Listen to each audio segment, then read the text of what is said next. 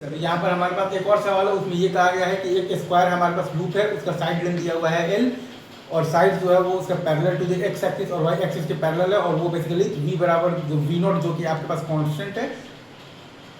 तो v not वो basically speed से और पॉजिटिव एक्स डायरेक्शन में वो मूव कर रहा है, जहाँ पर कि मैग्नेटिक फील्ड आपके पास पॉजिटिव तो जेड डायरेक्शन में है और वो मैग्नेटिक फील्ड आपका स्पेस के साथ भी यूनिफॉर्म नहीं है और टाइम के साथ भी कॉन्स्टेंट नहीं है। और आपके पास जो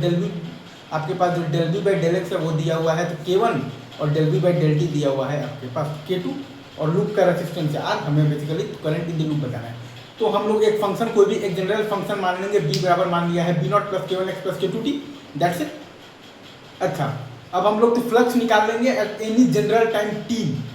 पर, बेसिकली आप मतलब कि आपके पास फ्लक्स क्या होगा, मतलब कि ये फ्लक्स निकालते समय हम लोग t को कांस्टेंट रखेंगे, तो x से x प्लस l तक का इंटीग्रेशन b नॉट और प्लस k1x और plus k2t into l into D x. तो हम लोग बेसिकली t को कांस्टेंट मानते हुए ये सब इंटीग्रेट करना, तो बाएं हाथ का खेल है, तो फाई लिख दिए। अब e बराबर क्या होता है हमारे पास, माइनस ऑफ डी, तो D phi by D T,